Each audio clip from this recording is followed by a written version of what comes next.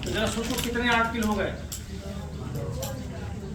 पहले तो 3 सब में होगा, ये तो अलग हो गया, लेकिन अब क्या होगा, चालक में होगा खोखला और ठोस 2, और कुचालक में भी होगा खोखला और ठोस, यानी कुल मिला के 12 फार्मूला इससे मिलने वाले हैं। आप समझ गए? तो अब आप फार्मूला गिनेंगे बैठ के तो फिजिक्स में गिनते ही रह जाएंगे आप।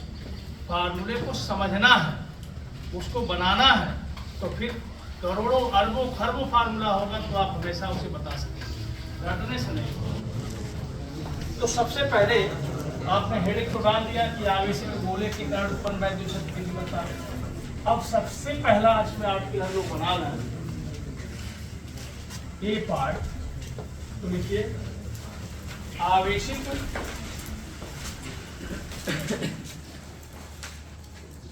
चालक, आवेशित चालक खोखले चालक खोखले, हो गया ना, गोले के कारण उत्पन्न वैद्युत क्षेत्र की तीव्रता।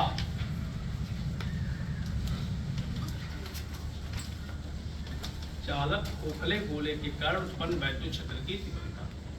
तो खूब ध्यान से समझिए, तो बाकी का अपने आप हो जाएगा, देखते जाइए। तो सबसे पहले आप लिखिए, माना कैपिटल आर त्रिज्या का, कैपिटल आर त्रिज्या का एक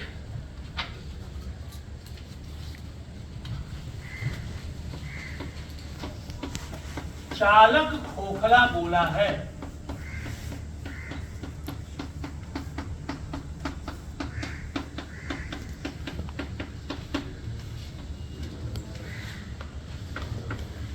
एक चालक खोखला गोला है, हो गया ना, जिसे Q आवेश से आवेशित किया गया है। अच्छा, आपको याद होगा वैद्युत बल रेखाओं की प्रॉपर्टी जब पढ़ रहे थे तो क्या बताएं, जो वैद्युत बल रेखा है चालक के भीतर गमन नहीं करती, मालूम है ना, क्यों नहीं करती? आपको बताया गया था कि जो चालक होगा उसके भीतर मुक्त इलेक्ट्रॉन होंगे। आप समझ गए? तो ये देखो, जब आवेशित किया गया तो चालक गोले के पृष्ठ पर ही आवेश एक समान रूप से वितरित हो जाएगा, उसके अंदर आवेश नहीं होगा। तो कुछ इस तरह से जो बल रेखाएं हैं वह पृष्ठ से ही निकल जाएंगी। क्लियर हो गया? अब हमें पहला केस वैद्युत क्षेत्र की तीव्रता आपको निकालनी है, तो आगे वही लिख जाइए, गोले के केंद्र से स्मॉल r दूरी पर, गोले के केंद्र से स्मॉल r दूरी पर वैद्युत क्षेत्र की तीव्रता ज्ञात करनी है।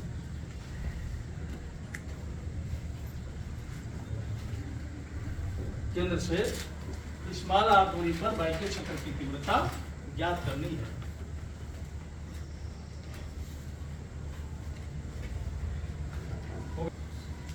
गोले से बाहर या पृष्ठ से बाहर, पहला केस है पृष्ठ से बाहर।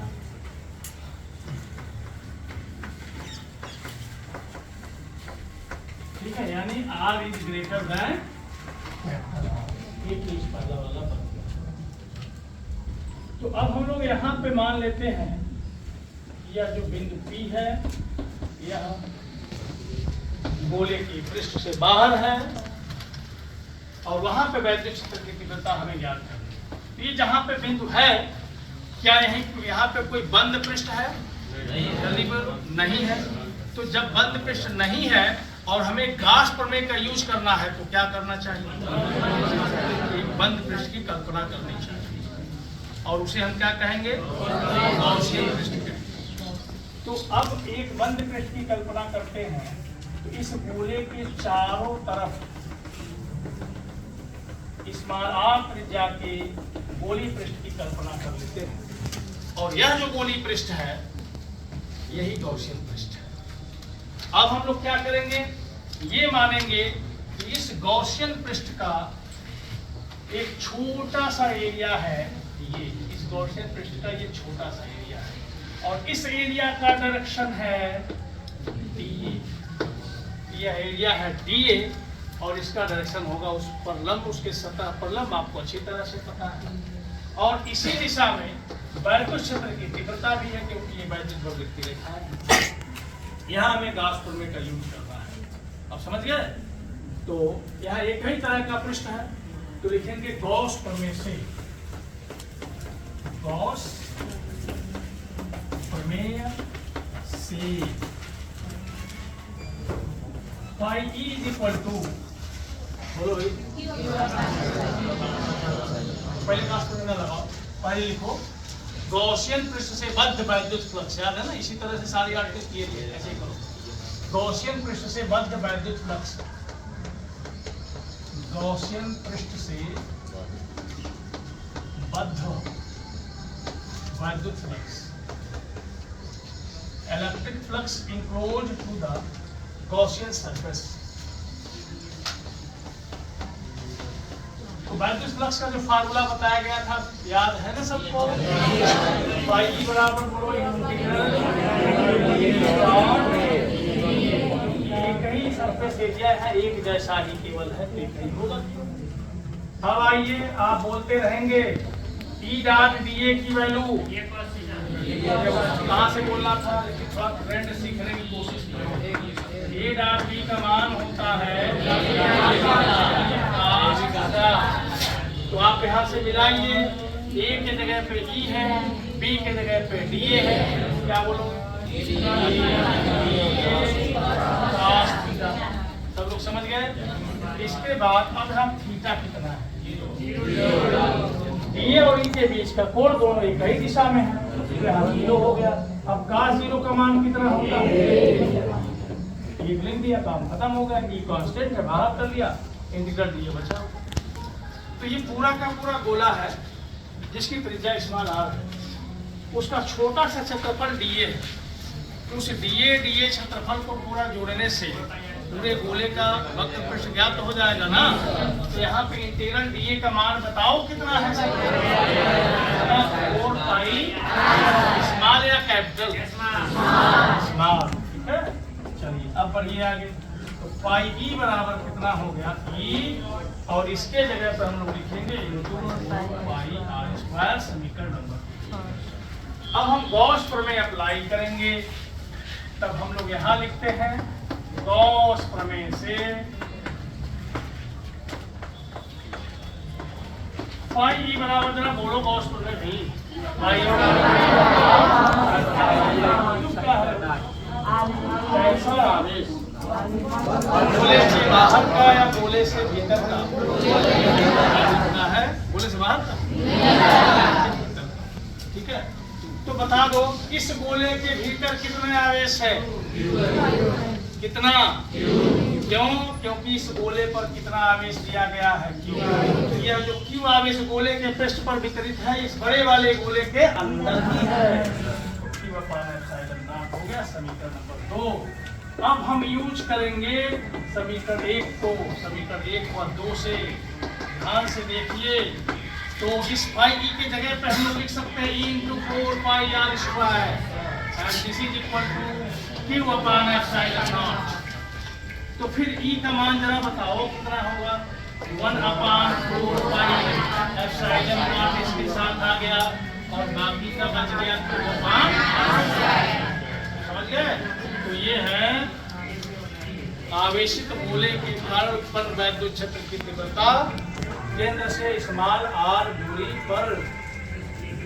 अब ये कुछ पहचाना हुआ सूत्र आपको लग रहा है, बिंदु आवेश के कारण जो वैद्युत क्षेत्र की तीव्रता है, क्लियर हो गया ना?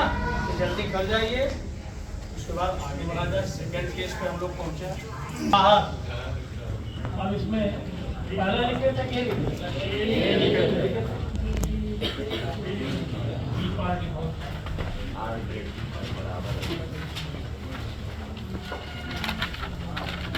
पृष्ठ पर, समझ गए? तो जब बिंदु P पृष्ठ पर, डायग्राम बना लिए ना सब लोग? तो अब ये बिंदु P यहाँ पर है पृष्ठ पर, तो आप खुद ही समझ सकते हैं क्या अब इस गॉसियन पृष्ठ की कोई जरूरत है? नहीं।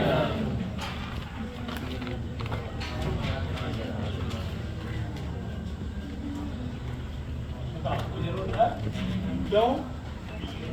क्योंकि अब बिंदु P कहाँ है? अब बिंदु P कहाँ है? एक बंद पृष्ठ पर है और ये दूरी इसमें आ रहा है। तो अब यही गॉसियन पृष्ठ का काम कर रहा है और इसी का क्षेत्रफल है dA और वैद्युत क्षेत्र है। आगे समझ में? तो आगे आपने लिख दिया पृष्ठ पर और उसके लिए स्मॉल r बराबर है कैपिटल R, ठीक है ना? तो अब गॉसियन पृष्ठ यहाँ कौन हो गया आप देख ही रहे हैं, तो फिर वही लिखेंगे गॉसियन पृष्ठ से बद्ध वैद्युत फ्लक्स सब कुछ सेम चलेगा। एक बार देख लो जल्दी से, देखो फिनिश कितना आसान है, एक बार सब ऐसे ही चलेगा यहाँ तक होगी। अब आप बताओ कि इंटीग्रल dA का मान यहाँ कितना होगा? स्मॉल या कैपिटल? क्या होगा? कैपिटल होगा, क्योंकि इस मूले का त्रिज्या है। यहाँ क्या होगा? फिर यहाँ क्या होगा? फिर यहाँ क्या होगा? आप बताओ, बोलो हो गया? तो आपको उतारना, हमारा तो काम हो गया। ठीक है, ठीक है।